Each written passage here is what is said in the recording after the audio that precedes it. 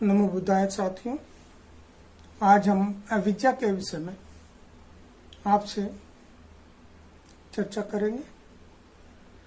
अविद्या शब्द जो है उसको भिन्न भिन्न प्रकार से डिफाइन किया जा रहा है, भिन्न भिन्न प्रकार से उसकी परिभाषा दी जा रही है। मूल रूप से वो क्या है, कैसे है, उसके विषय में हमें आज आपसे चर्चा कर रहे हैं कि क्योंकि यह जो शब्द है अविद्या बहुत ही महत्वपूर्ण है और इसका जो शब्द को उपयोग में किया गया है, सर्वप्रथम भगवान तथागत बुद्ध ने सारनाथ में पंचवज्ञ भिक्षुओं के सम्मुख किया। जब उन्होंने वहां उनको उपदेश दिया, उस उपदेश में उन्होंने 4 परम सत्य के विषय में बताया। पहला सत्य था दुख है, दूसरा दुख समुदाय है, तीसरा दुख निरोध है, चौथा दुख निरोध के लिए मार्ग है। भगवान ने जब अपना प्रवचन पंचवज्ञों को दिया तो दुख है, दुख की परिभाषा दी, एक एक शब्द बताया कि दुख कैसे होता है, कहाँ होता है। इसी प्रकार दुख समुदाय जो है, दुख अकेला नहीं है, एक दुख नहीं है, वो एक समुच्चय है और वो एक दुख दूसरे दुख, दूसरा तीसरे को, तीसरा चौथे को इस तरह से उत्पन्न करता जाता है। तो उसी दुख को जो पटिच्च समुत्पाद के नाम से जो उन्होंने उपदेश दिया है, अविद्या पच्चा संखारा, यानी कि अविद्या से ही प्रारंभ किया। अविद्या के कारण ही संखार उत्पन्न होते हैं। संखार पच्चा विज्ञान, और संखार से विज्ञान उत्पन्न होते हैं। विज्ञान पच्चा नाम रूपं, विज्ञान से फिर नाम रूप होते हैं। नाम रूप पच्चा षडायतन, षडायतन पच्चा फस्सो, फस्सो पच्चा वेदना, वेदना पच्चा तन्हा, तन्हा पच्चा उपादान, उपादान पच्चा भवो, भव पच्चा जाति, जाति पच्चा जरा मरण शोक परिदेव दुख दोमनस उपायासा स भवन्ति एवमेतस्य केवलस्य दुःखन्दस्य सबवंती होती। अर्थात अविद्या से ही उनका जो दुख समुदाय है उसकी उत्पत्ति होती है। अविद्या के क्या क्या कारण हो सकते हैं, किस कारण से ये कहाँ निहित है और इसको किस प्रकार से दूर किया जा सकता है, एक गंभीर विषय है। इस शब्द को अविद्या करके हम बिल्कुल भी इग्नोर नहीं कर सकते। इसको यह मान के कि बेअविद्या का मतलब कि विद्या नहीं है या विद्या नहीं है, यह मानकर हम इसको यहीं पर समाप्त कर दें तो हमारी बहुत बड़ी भूल होगी। हम इसे ठीक से समझ नहीं पाएंगे। इसको समझने के लिए हमें अविद्या आहार सूत्र, अविद्या सूत्र, अविद्या तन्ना सूत्र, पटिच्च समुत्पाद सूत्र, इसका बहुत ही त्रिपिटक में बहुत जगह वर्णन है। अगुंतर निकाय,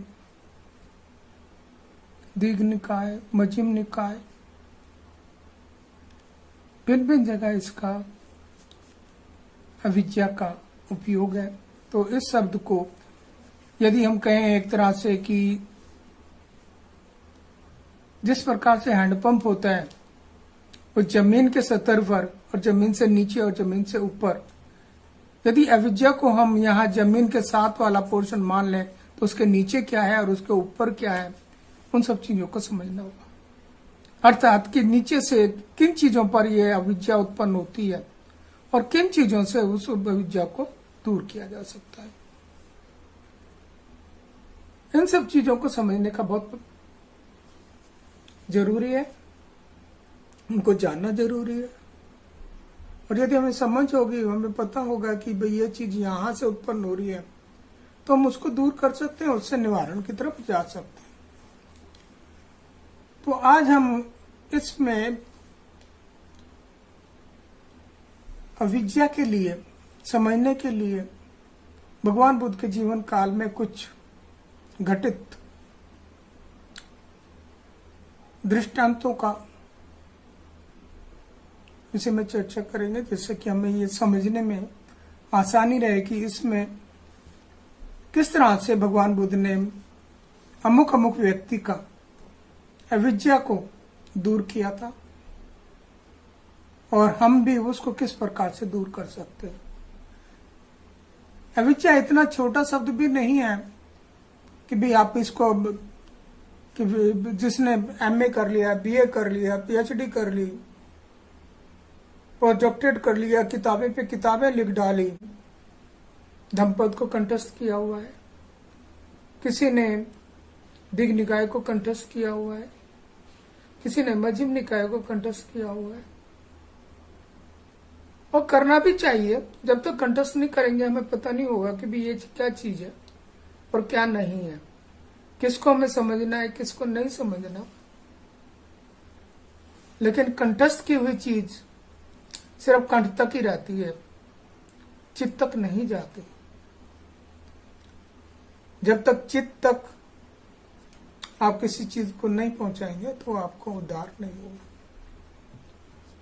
तो अब हम भगवान बुद्ध के जीवन की समय की एक गाथा है, एक दृष्टांत है, जो वास्तविक रूप में भगवान बुद्ध के समय में घटित हुआ और भगवान बुद्ध ने उस व्यक्ति की किस प्रकार से अविद्या को दूर किया, उसका अवलोकन करते हैं, उसको समझने का प्रयास करते हैं। और धीरे धीरे इस प्रकार हम पहले कुछ व्यक्तियों के जीवन में घटित अविद्या के कारण घटित दुर्घटनाएं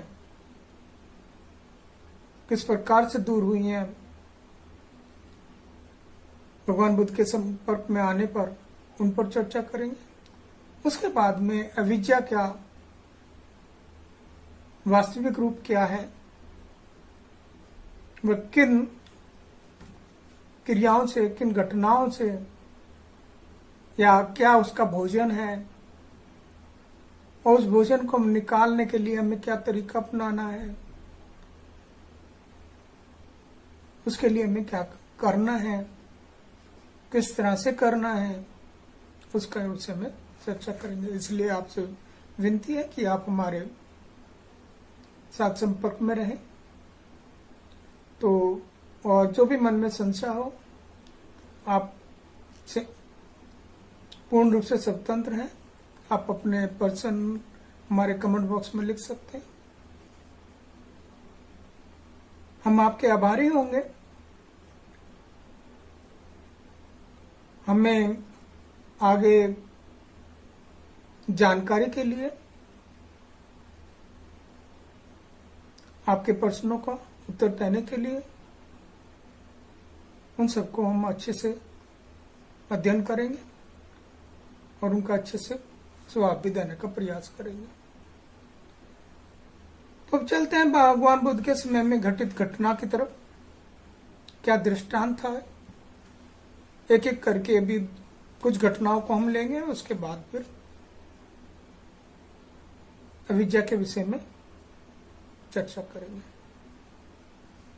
एक समय की बात है कि भगवान बुद्ध अनाथ पिंडक जेतवन में विहार कर रहे थे, श्रावस्ती में। भगवान बुद्ध ने श्रावस्ती में 25 अपने वर्षावास बिताए हैं। उन 25 में से 19 जेतवन में, और जेतवन जो विहार है अनाथ पिंडक का, वो अनाथ पिंडक नामक एक सृष्टि ने बनवा कर भगवान बुद्ध को दिया था। इसके पीछे भी एक रोचक कहानी है।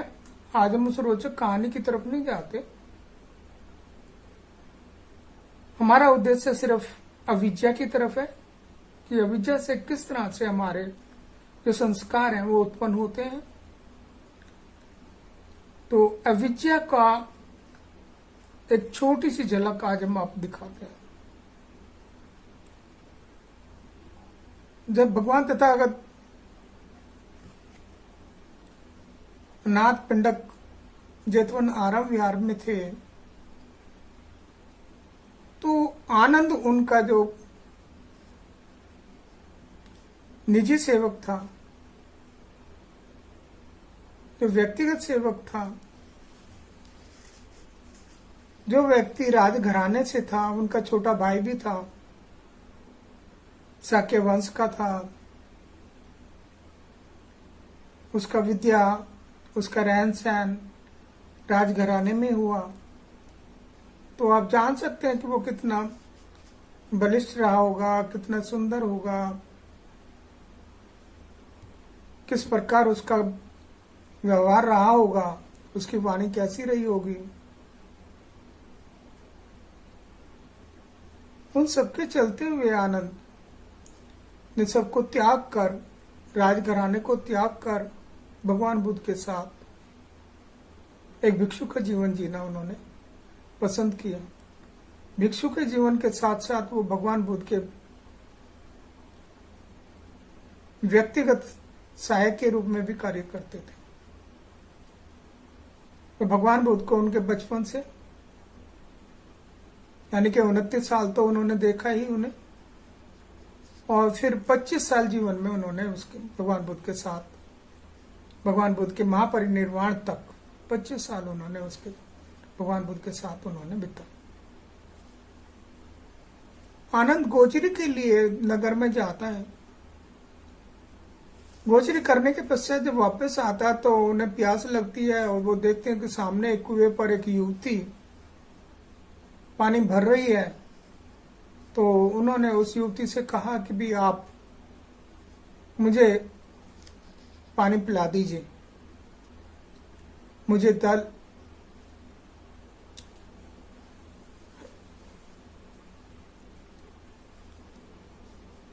युवती ने बड़े हिचकिचाहट के साथ, बड़े अचंभित होकर आनंद की तरफ देखा। देखकर समझा कि यह तो किसी उच्च कुल का है, किसी राजा का पुत्र लगता है, और मैं एक नीच वर्ण की, एक नीच जाति की कन्या, इनको कैसे जल दे सकती हूँ।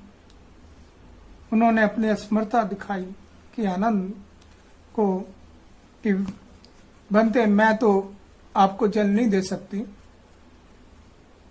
क्योंकि मैं एक नीच कन्या हूं, मैं एक नीच घराने से संबंध रखती हूं, और यदि मैं जल आपको पिला दूंगी तो आपका पथ भ्रष्ट हो जाएगा, आपका धर्म भ्रष्ट हो जाएगा। आनंद ने कहा कि मैंने आपकी जाति नहीं पूछी, मैंने आपका वर्ण नहीं पूछा है, मुझे प्यास लगी है, मुझे पानी पिला दीजिए। युवती ने आनंद को पानी पिलाया। आनंद पानी पीकर अपने जेतवन की तरफ आ गए। अब युवती के मन में उनकी सुंदरता को देखकर, उनकी वाणी की मधुरता को देखकर उन्हें विश्वास हो गया कि भी ये तो कोई बहुत ही अच्छा और बहुत ही समाज सुधारक, जो व्यक्ति किसी प्रकार का भेदभाव ना करता हो, जो व्यक्ति किसी प्रकार के अहंकार ना रखता हो, वो तो एक बहुत ही महान व्यक्ति होगा। प्रकृति आनंद के पीछे पीछे जेतवन तक आई और आनंद का विषय में जानकारी प्राप्त करके घर गए। घर आकर उसने अपनी माता मतंग को बताया कि ऐसे से बात है, एक भिक्षु है, बहुत ही सुंदर है और मुझे पसंद है, मैं उसके साथ पानी गिराई संस्कार करना चाहती हूँ, मैं उन्हीं के साथ विवाह करूंगी, अन्यथा मैं बिल्कुल भी किसी के साथ नहीं करूंगी। मैं अन्न जल आज से त्याग देती हूँ। जब तक मेरे विवाह के लिए वो हाँ नहीं करेंगे और आप मेरा विवाह उनसे नहीं कराएंगे, तब तक मैं अंजल ग्रहण नहीं करूंगी। इस प्रकार माँ भी बड़ी हताश हुई। उसने समझाया कि बेटे, वे एक भिक्षु है, भिक्षु जो ना विवाह नहीं करते हैं, इसलिए आप जो ना इस तरह की जिद ना करो। आपके लिए कोई अन्य योग्य युवक देखकर विवाह कर दिया जाएगा। परंतु प्रकृति नहीं मानी। हार कर मां को प्रकृति के लिए कहना पड़ा कि भाई मैं आपकी इस विषय में बात करती हूँ, मैं उनसे बात करती हूँ आनंद से और उनको मनाने का भरपूर प्रयास करूंगी। प्रकृति की मां मतंग जादूगरनी भी थी, तो प्रकृति ने प्रश्न डाला कि भाई आपका जादू जो है वो किस काम का है, आप किसी भी तरह से उस जादू से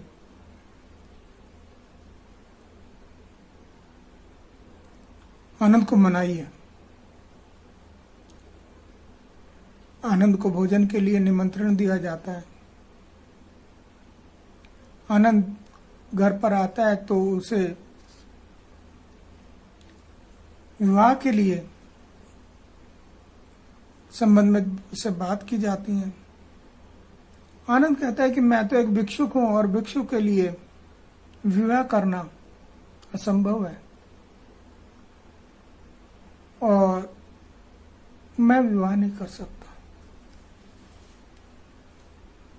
इतनी बात सुनकर प्रकृति ने कहा कि मां, अब कुछ भी हो, कैसे भी हो, आपने मेरा विवाह इनसे कराना है।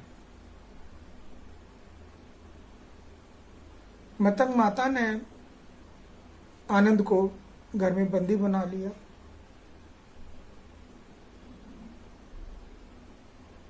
रात्रि काल में प्रकृति सज धज कर आनंद के सामने प्रस्तुत हुई।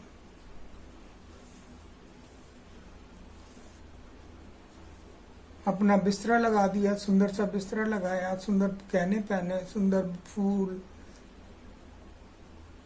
सुगंध इत्यादि से सज धज कर आनंद के सामने प्रस्तुत हुई। परंतु आनंद पर किसी भी प्रकार का प्रभाव नहीं पड़ा और वो शांत मन से बैठा रहा। प्रातःकाल उधर जेतवन में भगवान ने देखा है कि भी आनंद रात को नहीं आ पाया है, तो उसने सारिपुत्र को, भगवान बुद्ध ने सारिपुत्र को भेजा कि जाओ देख कर आओ उसके साथ कोई दुर्घटना तो नहीं घटी है। सारिपुत्र आकर देखा तो उसने मतंग माता को, प्रकृति की माता को बताया कि भी आप इस विषय में आनंद को प्रेशराइज मत कीजिए, आनंद पर इतना दबाव मत डालिए, इस पर इतना प्रभाव मत करिए, आप इसके लिए भगवान बुद्ध से बात करिए, भगवान बुद्ध से इस विषय में बात करिए, वो आपको सही रास्ता दिखाएंगे, वही आपकी समस्या का समाधान करेंगे।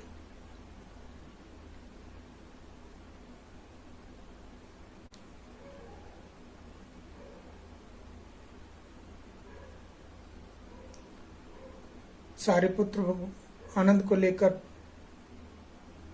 जेतवन विहार आ गए। प्रकृति भी पीछे पीछे आई और उसने तथागत से विनती की कि मैंने आनंद के साथ ही पानी ग्राही संस्कार करना, नहीं तो मैं अन्न जल बिल्कुल त्याग दूंगी, अपना जीवन त्याग, मैं इसके बिना जीवित नहीं रह सकती। भगवान ने उसके चित्त की अवस्था देख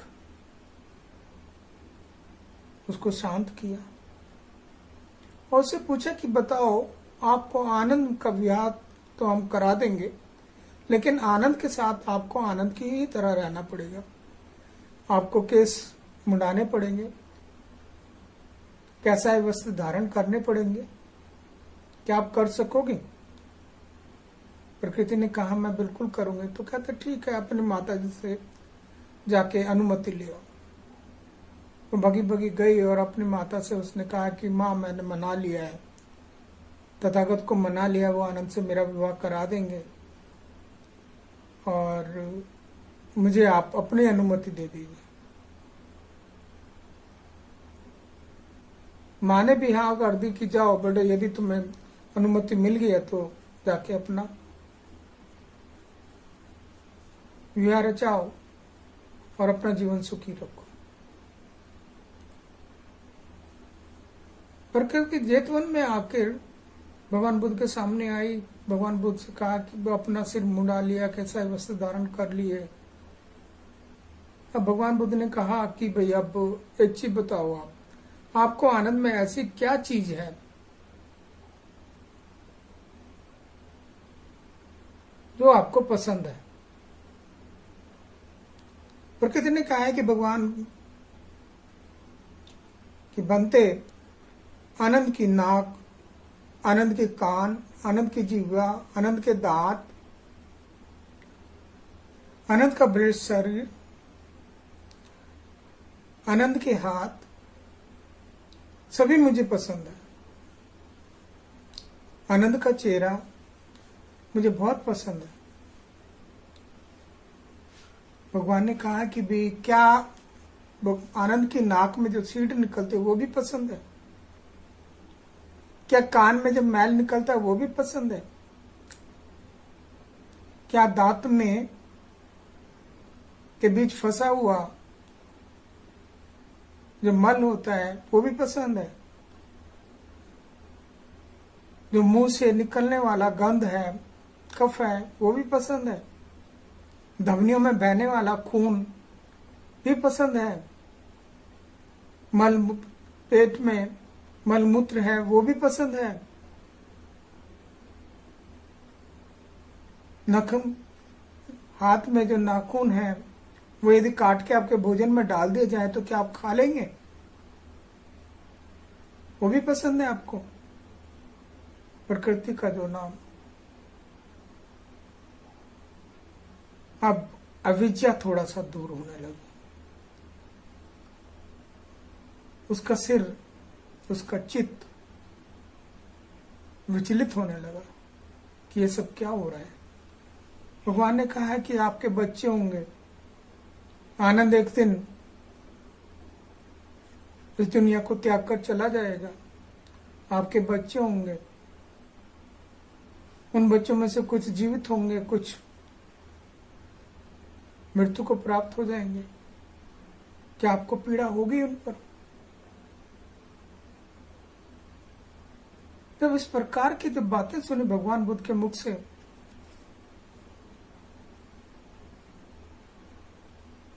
प्रकृति को चिंतन करने के लिए मजबूर हो गई। उसने कहा भगवान आपने मेरी आंखें खोल दी हैं, मेरे चक्षु जो है ना प्रकाशित कर दिए हैं, मुझे अंधकार से प्रकाश में ला दिया है। आपने इस तरह से कर दिया जैसे कोई घड़ा ढका हुआ था उसका ढक्कन हटा दिया है। मुझे अविद्या से विद्या की ओर अग्रसर कर दिया है। भगवान बुद्ध ने 32 के 32 अवयव गिनाकर प्रकृति से पूछा कि भी बताओ इनमें से क्या क्या चीज पसंद है। प्रकृति बड़ी परेशान हुई और उसने अपना चिंतन मनन किया। उसको जब होश आया तो उसको जब अविद्या दूर हुई,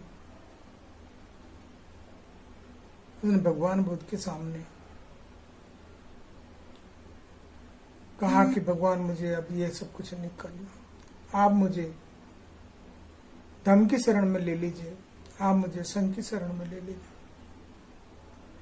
उसने बुद्धं शरणं गच्छामि, धम्मं शरणं गच्छामि, संघं शरणं गच्छामि कहकर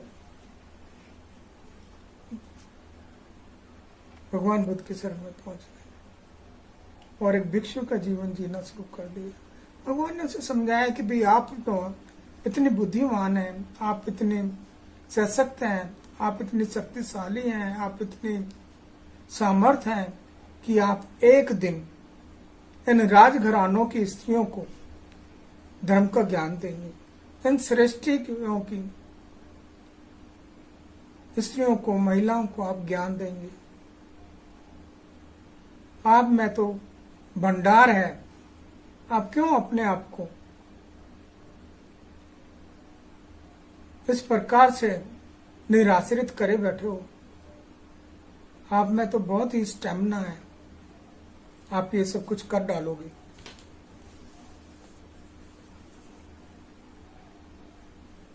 धीरे धीरे प्रकृति ने दूसरे भिक्षुओं के संपर्क में आके, भगवान बुद्ध के संपर्क में आके धर्म का ज्ञान प्राप्त किया, निरंतर अभ्यास किया, विपश्यना साधना का अभ्यास किया। अभ्यास कर कर वह श्रोतापन, अनागामी, शब्दागामी होती हुई चली गई और एक दिन अरहत पद को प्राप्त किया। अरहत होकर उसने राजघराने की स्त्रियों को, श्रेष्ठ की स्त्रियों को, श्रावस्ती की स्त्रियों को धर्म का ज्ञान दिया। इस प्रकार भगवान ने, तथागत ने प्रकृति की जो अविद्या थी, जो मार से प्रभाव में थी, उसको दूर किया। भगवान ने 32 अवयवों का यहाँ जिक्र किया, 32 अवयव के विषय में बताकर उसको सद्मार्ग पे लेके आए। भगवान ने अपना, जैसे जैसे कोई व्यक्ति उनके सामने आया, जिस प्रकार से उसकी मनोदिशा थी, उसी के हिसाब से उन्हें समझाने का प्रयास किया और उनकी अविद्या को दूर किया। अविद्या दूर कर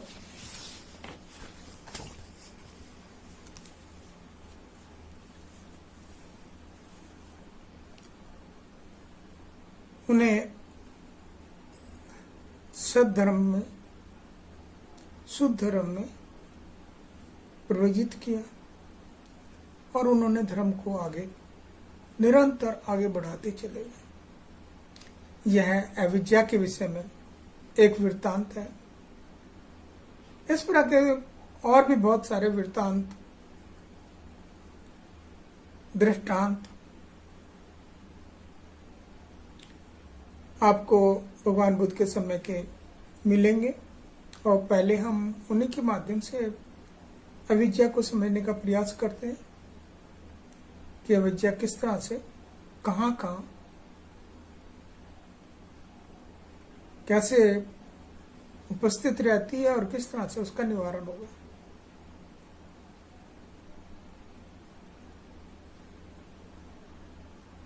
अविद्या व्यक्ति के मार्ग की सबसे बड़ी बाधा है।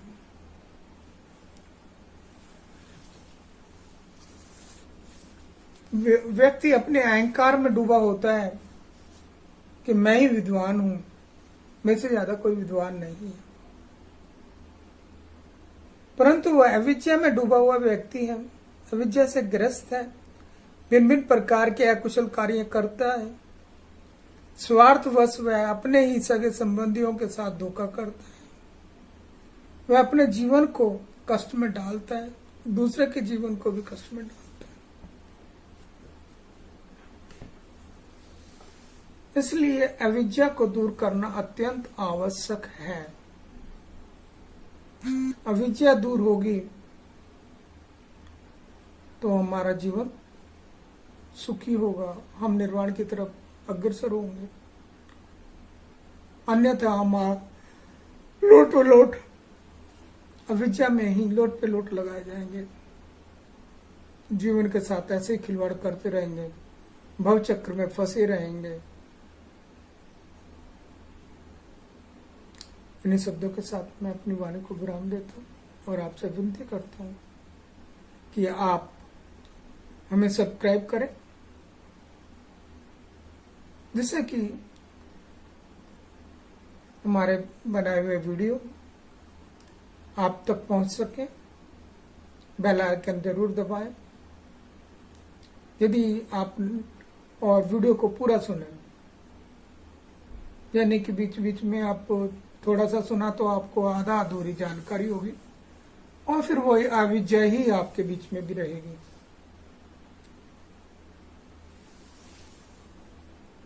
इन्हीं शब्दों के साथ हम अपनी वाणी को विराम देते हैं। नमो बुद्धाय सभी।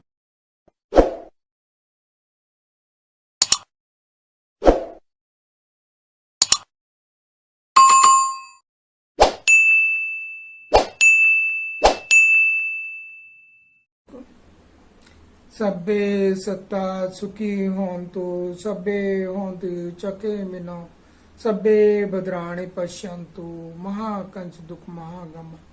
सब्बे सत्ता सुखी होन्तु, सब्बे होन्तु चके मिनो, सब्बे भद्राणि पश्यन्तु, महाकंच दुख महागम।